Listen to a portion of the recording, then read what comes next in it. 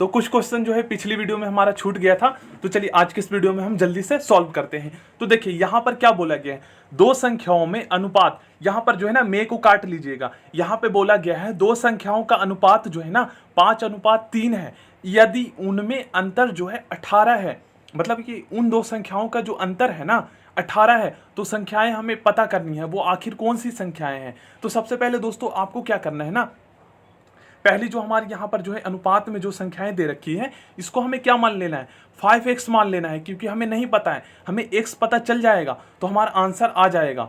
ठीक है ना। और यहाँ पे हमें पता क्या करना है, दो यहाँ पे वो संख्याएं पता करनी है वो आखिर कौन सी संख्याएं हैं। तो पहली जो अनुपात की जो हमारी संख्याएं हैं उसे हम 5x मान लेंगे, और दूसरी जो हमारी संख्याएं होगी उसे हम 3x मान लेंगे। तो अब यहाँ पे क्या बोला गया है, सेकेंड स्टेप में बोला गया है कि यदि उनमें अंतर जो है ना 18 है, मतलब कि इन अंतर का मतलब होता है माइनस, तो 5x माइनस में 3x कर देना है, और कितना है 18 है। अब हम इसको सॉल्व करेंगे ना, उसके बाद हमारा आंसर आ जाएगा बिल्कुल 1 मिनट से पहले अब हम सॉल्व कर लेंगे इसको। तो देखिए 5x में से 3x माइनस कर देंगे तो कितना आएगा, 5 में से 3 गया 2, तो 2x आ जाएगा। अब 2x, ठीक है ना, 2x आ जाएगा। अब इक्वल में हमें 18 रख देना है। अब हमें क्या कर देना है, यहाँ पे हमारा माइनस हो रहा है, ठीक है ना, तो 2 से इसको काट दीजिए, या फिर आपको मैंने बताया था कि बराबर का साइड चेंज होगा, तो यहाँ पे ये 2 मल्टीप्लाई में है तो इधर जाके भाग में हो जाएगा, तो 2 नीम 18, तो x इक्वल टू 2 नीम 18, तो x की वैल्यू हमारा 9 आ गया। ठीक है ना, x की वैल्यू हमें 9 पता चल चुका है। तो अब हमें पता करना है कि वो कौन सी संख्या है। ठीक है ना। तो देखिए दो संख्याओं में अनुपात जो है, तो देखिए सबसे पहले हमने क्या माना था, पहली जो हमारे अनुपात वाली जो संख्या थी वो 5x थी, और दूसरी क्या थी 3x। तो x की वैल्यू तो हमें 9 पता चल चुका है, तो हमें वो संख्याएं बतानी है, वो दो संख्याएं कौन सी है अनुपात वाली। तो देखिए पहला जो है हमारा x पता चल चुका है, तो 9 था, तो 5 नीम 45 हो जाएगा, क्योंकि हमें अब हम मल्टीप्लाई कर देना, और 3 को यहाँ पर 9 से मल्टीप्लाई कर देना, क्योंकि x की वैल्यू हमें पता चल चुका है। तो 5 नीम 45, ठीक है ना, यहाँ पे 45 लिख देना, और यहाँ पे 9 तिया 27 लिख देना है। तो वो जो दो संख्याएं होगी वो 45 और 27 होगी। चलिए क्वेश्चन नंबर 4 करते हैं, बहुत ही ज्यादा इंपॉर्टेंट है। दो संख्याओं का योग जो है ना 95 है, 95 है। अब देखिए यहां पर यदि एक संख्या जो है दूसरी संख्या से 15 अधिक है, तो दोनों संख्याएं हमें बतानी है। तो पहली संख्या हमें नहीं पता और ना ही दूसरी संख्या पता है, बट यहां पे बोला गया है ना कि जो दूसरी संख्या है वो पहली संख्या से 15 अधिक है। तो चलिए पहली संख्या हमने मान लिया x, ठीक है ना। रैखिक समीकरण में आपको पता है कि हम x की वैल्यू मानकर जो है हम क्वेश्चन को सॉल्व करते हैं। तो पहली संख्या हो गई हमारी x, और दूसरी संख्या जो है यहाँ पे बोला गया है कि पहली से जो है ना 15 अधिक है। अधिक का मतलब क्या होता है, प्लस का साइन हो जाता है, प्लस मतलब लगा देते हैं। तो पहली संख्या से दूसरी संख्या जो है 15 अधिक है, तो मतलब कि प्लस 15 यहाँ पे कर देना है। तो पहली संख्या x और दूसरी संख्या x प्लस में 15, और उन दो संख्याओं का योग जो है ना 95 है, तो इन दो संख्याओं को जो है ना हम प्लस कर देते हैं। तो देखिए इसको सही तरीके से हम इस तरीके से लिख सकते हैं, पहली संख्या हमारी x हो गई और दूसरी x प्लस में 15, और इनका योग हमने कर दिया, यहाँ पे योग जो है 95 है, ठीक है ना, 95 है। तो हमें पता करना है दोनों संख्या आखिर वो है कौन सी। तो हमारा x अगर हम पता कर लेंगे तो हम जो है सॉल्व करने के बाद जो है हम निकाल लेंगे कि वो दो संख्या कौन सी है, ठीक है ना, क्योंकि पहली संख्या तो हमारी ये हो गई और दूसरी संख्या हमारी ये हो गई, बट हमें नहीं पता है कि कौन सी है। तो x की वैल्यू हम पता कर लेंगे तो पहली संख्या हमें पता चल जाएगा, और x की वैल्यू जब हम पता कर लेंगे तो x में 15 जोड़ देंगे तो दूसरी संख्या हमें पता चल जाएगा। तो चलिए इसको हम सॉल्व कर लेते हैं जल्दी से। तो पहली संख्या x हो गई और दूसरी संख्या x प्लस में 15, और इन दोनों का योग जो बोला गया है 95 है, ठीक है ना। तो 1x और 2x यहाँ पे लिखेंगे, प्लस में 15 बराबर में 95। अब हमें क्या करना है, देखिए यहाँ पे 2x है तो यहीं पे रहने देंगे, और यहाँ पे हमारा प्लस वाला जो है तो बराबर के इस साइड जाकर किस में हो जाएगा चेंज, माइनस में हो जाएगा। माइनस वाला अगर होता तो इधर जाके प्लस में हो जाएगा, भाग वाला होता तो मल्टीप्लाई में। तो 95 में से हमारा 15 चला जाएगा तो कितना आ जाएगा, हमारा 80 आ जाएगा। तो 2x बराबर में 80, ठीक है ना, 2x इक्वल टू 80। अब मैंने आपको क्या बताया था, यहाँ पे ये मल्टीप्लाई हो रहा है तो इधर लेकर चले जाइए भाग में, या डायरेक्ट काट दीजिए, बराबर से बराबर इस साइड में कट जाता है। तो हमारा कितना हो जाएगा, x की वैल्यू 40, ठीक है ना। तो x की वैल्यू हमें पता चल चुका है, मतलब कि पहली जो हमारी संख्या है वो 40 है, और दूसरी क्या होगी, तो दूसरी हम देखिए पहली हमारी x जो हमारा माना था तो ये तो हमें पता चल चुका है, ये हमारा 40, और दूसरा हमने क्या किया था, तो दूसरा संख्या जो था पहले से 15 अधिक, तो पहला तो हमें पता चल चुका है 40 में और 15 जोड़ दीजिए तो कितना हो जाएगा, 40 और 10 50, 50 5 55, ठीक है ना। तो पहली 40 और दूसरा जो है हमारा 55 संख्या है, ठीक है ना, ये आंसर हो जाएगा। चलिए क्वेश्चन नंबर 3 सॉल्व करते हैं, बहुत ही ज्यादा इंपॉर्टेंट है। एक समद्विबाहु त्रिभुज का आधार जो है ना आधार देखिए, मैं आपको सबसे पहले एक समद्विबाहु त्रिभुज जो है ड्रॉ करता हूं। तो सबसे पहले आपको दोस्तों पता ही होगा कि विषमबाहु त्रिभुज जिनमें तीनों भुजाएं अलग अलग होती है। समद्विबाहु त्रिभुज ऐसे त्रिभुज होते हैं जिनके दो भुजाएं जो है ना बराबर होते हैं, ठीक है ना, और तीसरी भुजा जो है बराबर नहीं होते। मतलब कि अगर ये दो है तो दो है और ये तीन है, मतलब कि दो भुजाएं इसमें बराबर होती है और एक भुजा अलग होती है इन दोनों से। और समबाहु त्रिभुज क्या होती है? इक्विलेटरल ट्रायंगल जिसे हम बोलते हैं। समबाहु त्रिभुज ऐसे होते हैं जो जिनकी तीनों भुजाएं बराबर होती है। अगर एक साइड 3 सेंटीमीटर का है तो ये तीनों 3-3 सेंटीमीटर का होगा, और इनके तीनों कोण जो है 60-60 डिग्री के होते हैं, ठीक है ना। तो यहाँ पे किसकी बात की गई है? समद्विबाहु त्रिभुज, मतलब कि ऐसे त्रिभुज जिनमें जिनके दो साइड जो होते हैं ना, दो साइड दो भुजाएं बराबर होती है और तीसरा साइड बराबर नहीं होते उन दोनों से। तो समद्विबाहु त्रिभुज हम यहाँ पे ड्रॉ कर लेते हैं, ठीक है ना। ये दोनों भुजाएं मान लीजिए बराबर है, तो इसका जो है ना त्रिभुज का आधार जो है वो 4/3 सेंटीमीटर है, ठीक है ना। ये जो है हो गया हमारा, ये आधार हो गया, ठीक है ना। आपको पता है ये आधार हो गया, तो ये कितने हैं? 4/3 सेंटीमीटर। तथा उसका परिणाम जो है ना 4 सही 2/15 परिणाम परिमाप मतलब आपको मैंने बताया था परिमाप क्या होता है। परिमाप होता है, परिमाप जैसे मान लीजिए आयत है, आयत का परिमाप क्या होगा? आयत का परिमाप मतलब जो है ना इनकी चारों भुजाओं का योग, मतलब कि चारों भुजाओं का योग मतलब कि कहे तो चारों इनके चारों ओर, मतलब कि अगर इनके एक चक्कर लगाते हैं ना तो ये एक परिमाप हो गया।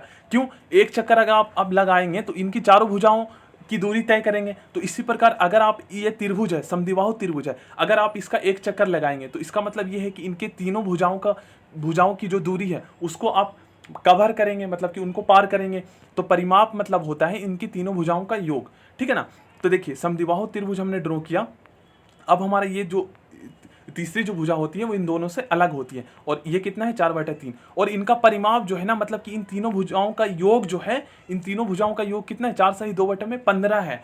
तो उसकी दो बराबर भुजाओं की माप क्या होगी? तो देखिए अगर मान लीजिए हम इसको x मानते हैं तो ये भी x हो जाएगा। क्यों x होगा? क्योंकि ये दोनों भुजाएं तो बराबर होती है ना। तो मतलब कि x की वैल्यू अगर हम पता करेंगे, मान लीजिए x की वैल्यू हमारे पता करेंगे तो दूसरी भुजा की भी वैल्यू सेम ही होगी, क्योंकि समद्विबाहु त्रिभुज में दोनों भुजाएं, समद्विबाहु त्रिभुज में जो है दो भुजाएं बराबर होती है और तीसरी भुजा अलग होती है, ठीक है ना, याद करिएगा।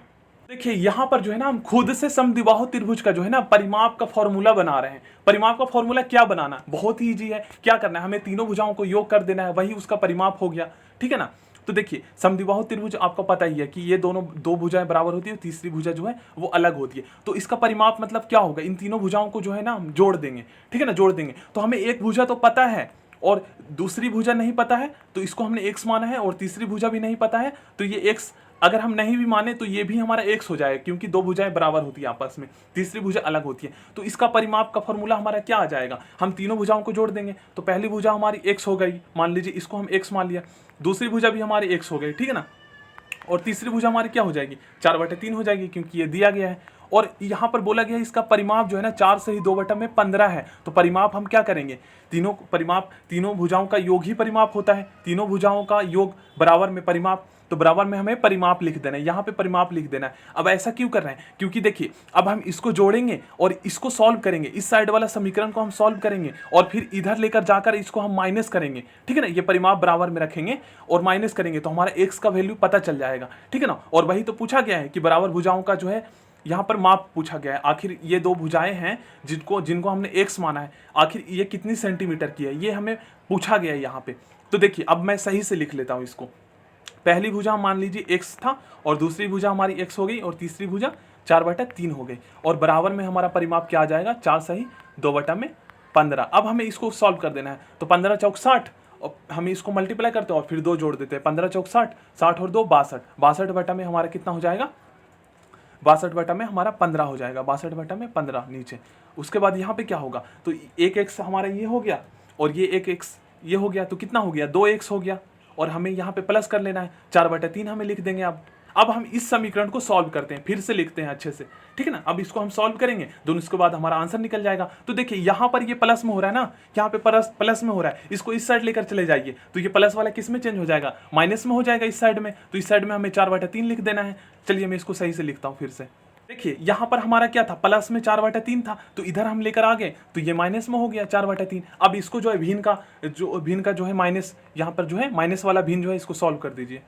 सॉरी, माइनस भिन्न का यहाँ पे घटा होगा हमारा फ्रैक्शन वाला एडिशन। अब इसको जो है सब्ट्रैक्शन, अब इसको जो है सॉल्व कर दीजिए। तो देखिए यहाँ पे हम सॉल्व करेंगे तो भिन्न का घटा तो बहुत सारे स्टूडेंट को आता ही होगा। सिंपली हमें क्या करना है, देखिए इसका 15 और 3 का एलसीएम निकाल दीजिए। तो 15 और 3 का एलसीएम जो है यहाँ पर हमारा 15 ही आएगा, ठीक है ना। अब देखिए 15 को 15 में भाग करेंगे तो 1 आएगा, और फिर 1 को ऊपर से मल्टीप्लाई करेंगे तो 62 आएगा, 62 माइनस में, और फिर इसको जो है 3 से 15 में भाग करेंगे तो 3 पचे 15, 5 आया, और 5 चौक 20, तो यहाँ पे हम 20 लिखेंगे। अब 62 में से जो है हमारा 20 घटा देंगे तो कितना आएगा, यहाँ पर 2 में से 0 गया, यहाँ पर हमारा आ जाएगा 2, और उसके बाद 6 में से 4 गया, सॉरी 6 में से 2 गया 4, ठीक है ना। 42 बटे में यहाँ पर हमारा आ जाएगा 15,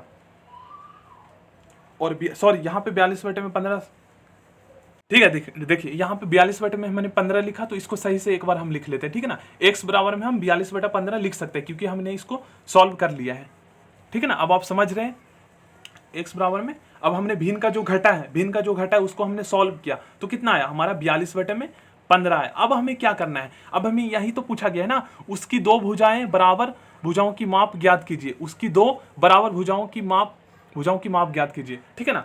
तो अब हमें क्या करना है, इसको काट देना है। देखिए यहाँ पे अगर हम 3 से इसको काटेंगे तो 3 एकम 3, ठीक है ना, और 3 6 यहाँ पे कितना आ जाएगा। दोस्तों इसको मैं जो है ना फिर से कर रहा हूँ क्योंकि मैं स्टेप भूल गया हूँ। देखिए यहाँ पर क्या करना है, सबसे पहले तो हमने ये कह रहा था 2x था हमारा, 2x को प्लस कर दिया था, उसके बाद हमारा था जो आधार था वो 4/3 था, ठीक है ना। और इसको हमने सॉल्व किया था तो कितना है 15 चौक 60, 60 और 2 62 बटा में 15। फिर उसके बाद हमने क्या करा था, इसको इधर लेकर गए थे, ठीक है ना। सॉरी मैं यही भूल गया था, मैं x लिखा था वहां पर, ठीक है ना। हमें लिखना था 2x लिखना था, तभी तो आंसर नहीं आ रहा था। अब देखिए इसको इधर लेकर चले जाएंगे तो ये हमारा माइनस में हो जाएगा। चलिए तो अब हम जो है समझ चुके हैं। देखिए यहाँ पर हमारा था 62 बटा में 15, और हम इधर लेकर क्या गए थे माइनस वाला 4/3, ठीक है ना। अब हम इसको सॉल्व करेंगे तो भिन्न का जो घटा है इसको सॉल्व करने के बाद हमारा क्या आया था, देखिए यही था ना हमारा स्टेप, यही स्टेप ही मैं भूल गया था क्योंकि ये यहाँ पर लास्ट में मैंने x लिखा था जबकि 2 मैंने लिखना भूल गया था। अब देखिए इसको सॉल्व करने के बाद कितना आया, यहाँ पर जो हमारा 2 और 6 में से 2 गया, सॉरी 6 में से 2 गया 4, 42 बटे में 15। अब देखिए क्या करना है, यहाँ पर आप देखेंगे ना यहाँ पे ये मल्टीप्लाई हो रहा है 2, तो चाहे तो आप इधर लेकर जाएंगे 2 को मल्टीप्लाई वाला, तो इधर जाकर किस में हो जाएगा, इधर जाके भाग में हो जाएगा। देखिए भाग में हो जाएगा ना, 2 भाग में हो जाएगा, या फिर बराबर से बराबर आप ऐसे काट सकते हैं। तो चलिए मैं आपको बेसिक वाला स्टेप बताता हूँ क्योंकि ऐसे डायरेक्ट मैं आपको बताऊंगा तो बहुत सारे स्टूडेंट ऐसे हैं जो समझ नहीं पाएंगे, ठीक है ना। तो देखिए यहाँ पर हमारा 2x है और यहाँ पर हमारा 42 बटे में 15 है। तो आपको मैंने बताया था कि यहाँ पर मल्टीप्लाई हो रहा है ये 2, तो इधर जाएगा तो ये भाग में हो जाएगा। तो इस तरीके से हम लिख सकते हैं ना, 2 भाग में हो रहा है। अब भिन्न का भाग आपने सीखा होगा, भिन्न का भाग और भिन्न का गुना आपने सीखा होगा। तो जब हम भिन्न का भाग इसको करेंगे, इसको सॉल्व करेंगे, तो आपको पता है कि सेकेंड स्टेप में क्या होता है। सेकेंड स्टेप में हमारा जो है अंश ऊपर वाला है और हर, तो हर ऊपर हो जाता है और अंश नीचे हो जाता है। देखिए सेकेंड स्टेप में क्या होता है, देखिए मैं आपको लिख कर बताता हूँ, 42 बटे में 15, और सेकेंड स्टेप में हमारा क्या होता है, ये भाग वाला मल्टीप्लाई में जब हम चेंज करते हैं तो ये हमारा क्या होता है, 1 ऊपर आ जाएगा और नीचे हमारा 2 आ जाएगा। और इसको अब इससे काटेंगे तो कितना आ जाएगा, 21 बटे में 15, 21 बटे में 15 आ गया ना, 21 बटे में 15। अब 21 बटे में 15 आ गया, और इसको चाहे इससे डायरेक्ट कर देते तो कितना आता, यहाँ पर भी हमारा 21 आता, 21 बटे में 15 आता। तो यही है वो तरीका, चाहे आप डायरेक्ट कर लीजिए तो हमारा x की वैल्यू कितना आ जाएगा, 21 बटे में 15। अब इसको आप काट लीजिए तो 3 सते 21, 3 पचे 15, 3 सते 21, 3 पचे 15, ठीक है ना। तो ये हमारा आंसर हो जाएगा। अब दोस्तों मैं आपको एक और मोस्ट इंपॉर्टेंट चीज बता रहा हूं। देखिए होता क्या है कि कई बार मान लीजिए ऑप्शन में, मान लीजिए देखिए 7 बटे में 5 लिखा हो, ऑप्शन में देखिए 7 बटे में 5 लिखा हो, ऑप्शन बी में मान लीजिए 6 बटे में 5 लिखा हो, और ऑप्शन सी में जो है ना कुछ इस तरीके से भी लिख सकते हैं वो, जैसे 5 और यहाँ पर 7, इसको मैंने भाग दिया तो 5 एकम 5, ठीक है ना, यहाँ पर और 2। इसको हम इस तरीके से लिख सकते हैं। देखिए इसको हमारा यहाँ पे जो आ जाएगा, देखिए यहाँ पर जो है हमारा, इसको हम किस तरीके से लिख सकते हैं, 1 सही 2 बटे में 5 लिख सकते हैं ना, 1 सही 2 बटे में 5। तो इस तरीके से भी ऑप्शन दे सकता है। अगर ये ऑप्शन ना हो और 1 सही 2 बटे में 5 हो तो फिर ये जो हमारा आंसर आया था 7 बटे में 5, इसको इस तरीके से आप करके देख लीजिएगा, ठीक है ना। और इसको फिर इस तरीके से जो हमारा आंसर सही हो जाएगा। तो ये भी आप लोग याद रखिएगा, इसलिए मैंने आपको और डीपली मैंने बता दिया। चलिए अब हम इसको सॉल्व करते हैं। तो दोस्तों इससे पहले जो मैंने अभी वीडियो अपलोड किया है तो प्लीज़ उस वीडियो को आप जरूर देख लेना, क्योंकि ये वीडियो जो है ना ये वीडियो जो हमारा जो इसमें क्वेश्चन हम कर रहे हैं, तो इससे पहले जो मैंने आपको समझाया था उसमें बेसिक कंसेप्ट, तो प्लीज़ उसको देख लेना, उसमें मोस्ट इंपॉर्टेंट वाला क्वेश्चन करवाया था एंड उसमें बेसिक कंसेप्ट भी मैंने आपको समझाया था। देखिए इसमें सेकंड क्वेश्चन में क्या बोला गया है, एक आयताकार तरण ताल मतलब कि स्विमिंग पूल की जो लंबाई है ना उसकी चौड़ाई के 2 गुने से 2 मीटर अधिक है। तो मान लीजिए सबसे पहले हम एक आयताकार स्विमिंग पूल जो है ना ड्रॉ कर लेते हैं। अब इसमें क्या बोला गया है, आपको पता है आयत में जो है उसकी लंबाई जो है चौड़ाई से अधिक होती है, हमेशा वही हमारा आयत होता है, ठीक है ना। अब देखिए एक आयताकार स्विमिंग पूल की लंबाई जो है उसकी चौड़ाई से के 2 गुने से 2 मीटर अधिक है यदि इसका परिमाप जो है, परिमाप मतलब क्या हुआ, परिमाप मतलब इसकी चारों भुजाओं की जो है ना योग, मतलब कि चारों भुजाओं का जोड़ जो है 154 मीटर है। तो इसकी लंबाई व चौड़ाई ज्ञात कीजिए। तो देखिए ना तो हमें इसकी चौड़ाई पता है और ना ही हमें इसकी लंबाई पता है, बट इसमें लंबाई बोला गया है ना, चौड़ाई के 2 गुने से 2 मीटर अधिक है।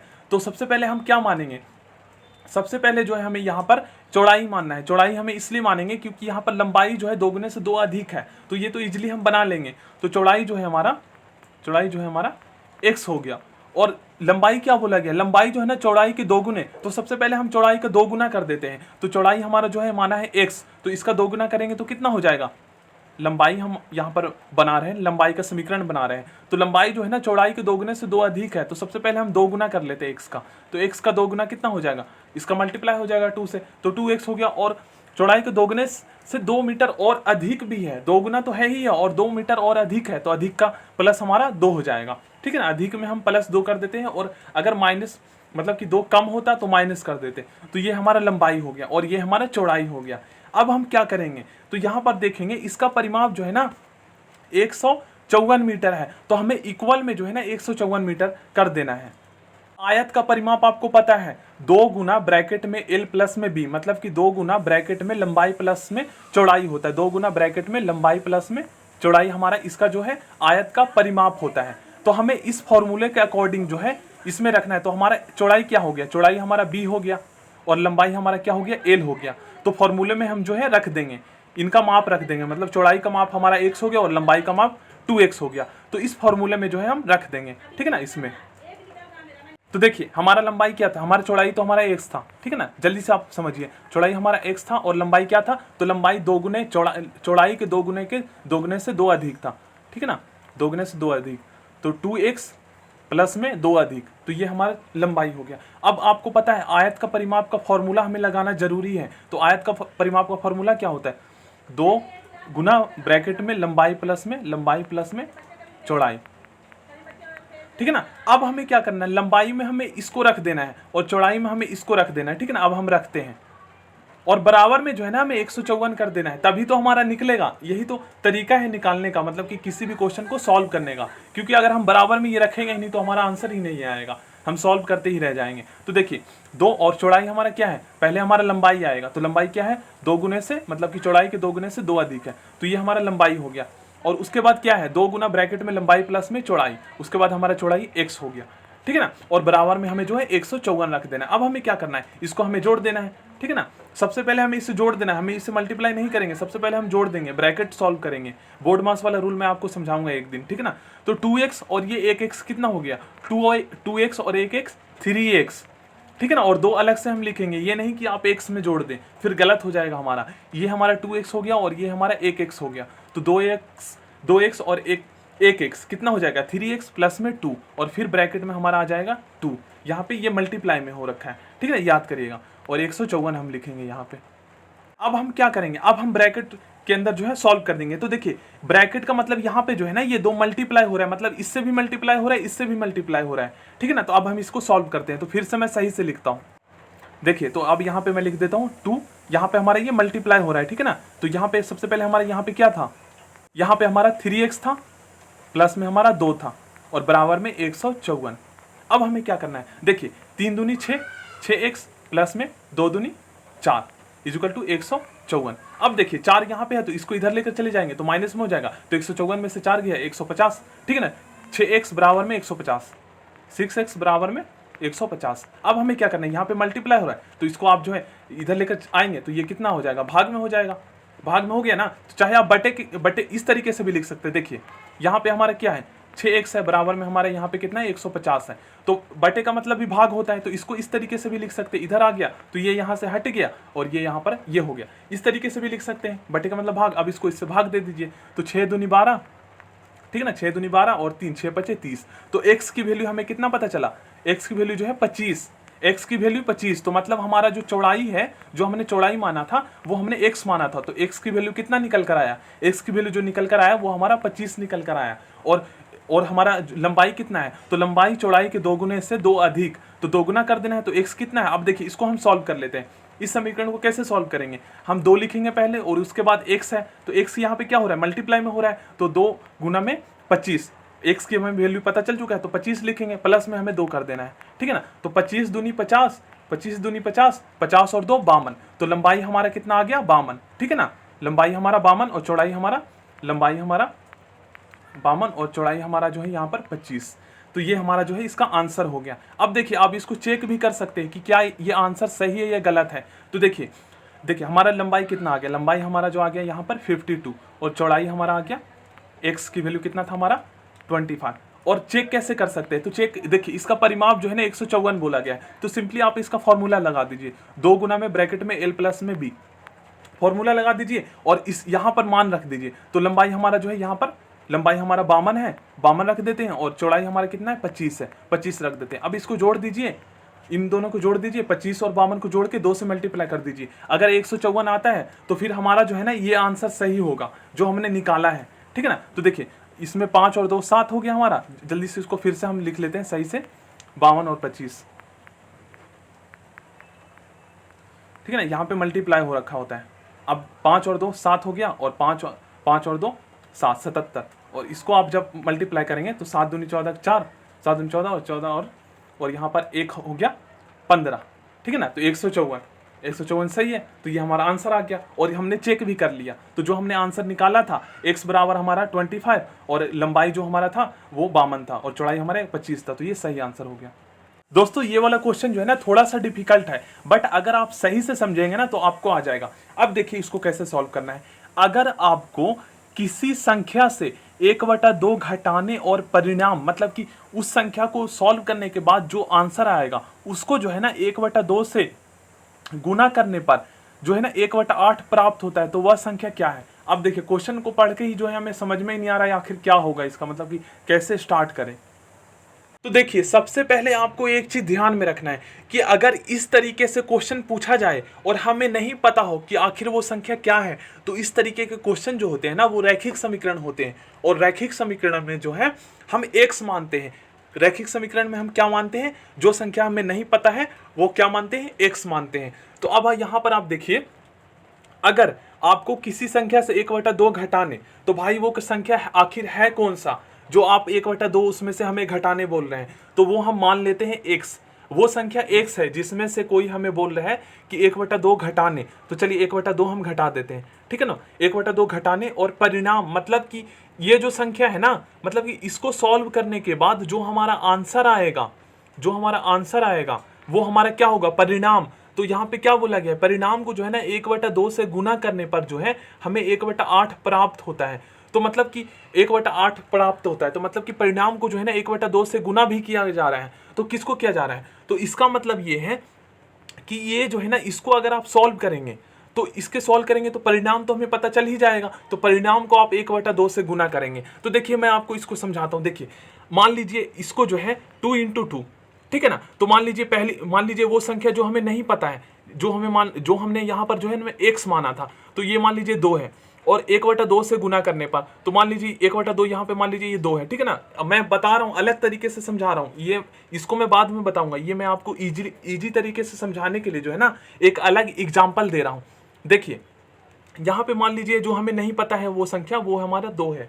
और यहाँ पर देखिए ये दूसरी संख्या जिसमें से बोला जा रहा है से 1/2 घटाने पर, तो देखिए 1/2 तो माना जो हमें नहीं पता है वो मान लीजिए 2 है, ठीक है ना। और उनमें से जो है ना 1/2 घटाने पर, ठीक है ना, 1/2 घटाने पर, तो 1/2 यहाँ पे मैं नहीं लिखूंगा, 2 है और इनमें से जो है 2 घटाने पर जो है उसका जो परिणाम है, यहाँ पर मैं अलग एग्जाम्पल दे रहा हूँ, बस आप इस वीडियो को एंड तक जरूर देखिए। देखिए यहाँ पे क्या बोला गया, देखिए तो 1/2 आपको किसी संख्या से 1/2 घटाने पर, ठीक है ना, मान लीजिए मैंने 1/2 घटा दिया, ठीक है ना, दो को मान लीजिए 1/2 मैंने यहाँ पे घटा दिया, एग्जाम्पल दे रहा हूँ अलग तरीके से, और परिणाम को जो है ना 1/2 से गुना करने पर, तो देखिए इसको जब मैं सॉल्व करूंगा तो परिणाम जो भी आए, परिणाम क्या आएगा, 0 आएगा, तो 0 में हम 1/2 से मल्टीप्लाई कर देंगे, ठीक है ना, 1/2 से गुना करने पर। तो आखिर हम इसको यहीं पे गुना कर दें, आखिर हम 0 क्यों लिखें, आपको देखिए मान लीजिए यहाँ पे मैंने ये लिखा, ठीक है ना, इस तरीके से मैंने लिखा,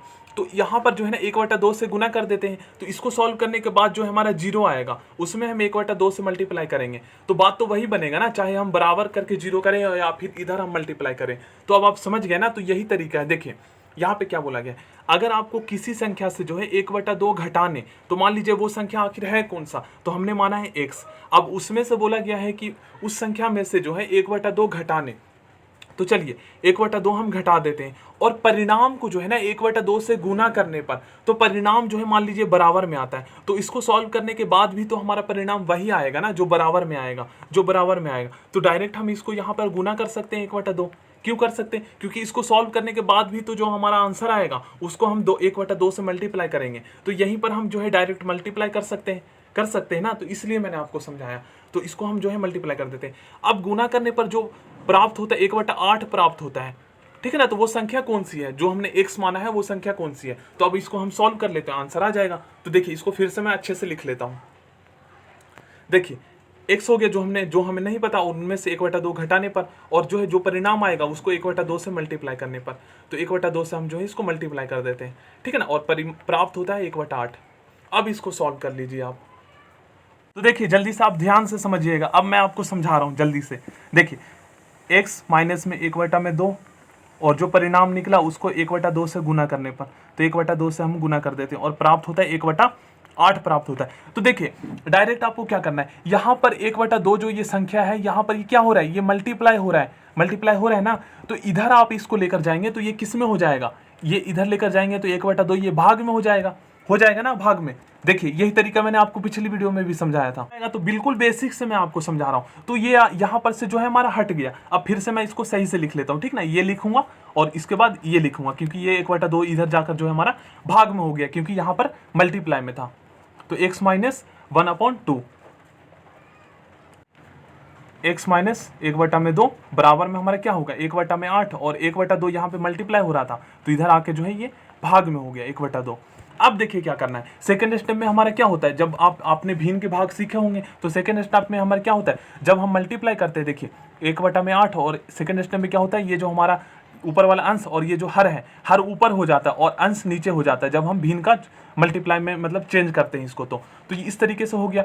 अब हमारा क्या होगा, इसको हम हटा देंगे और ये हम यहाँ पर लिखेंगे, ठीक है ना, x माइनस में 1/2 बराबर में ये कितना हो जाएगा, चाहे तो आप 2/8 कर सकते हैं, इसको 2/8 लिख सकते हैं ना, यहाँ पे हम 2/8 लिख सकते हैं। अब देखिए चाहे तो आप इसको ऐसे काट दीजिए, 2 एकम 2, 2 चौक 8, तो 1/4 हो गया। x माइनस 1/2 बराबर में 1/4, x माइनस 1/2 बराबर में 1/ कितना हो गया 4। अब देखिए यहाँ पर जो है ये माइनस हो रहा है, तो इधर लेकर चले आइए, तो ये हमारा प्लस में हो जाएगा 1/2, ठीक है ना। तो x बराबर में 1/4 प्लस में 1/2, भिन्न का जोड़ कर दीजिए, भिन्न का जोड़ आप करेंगे। अब हम इसको सॉल्व कर लेते हैं, चलिए।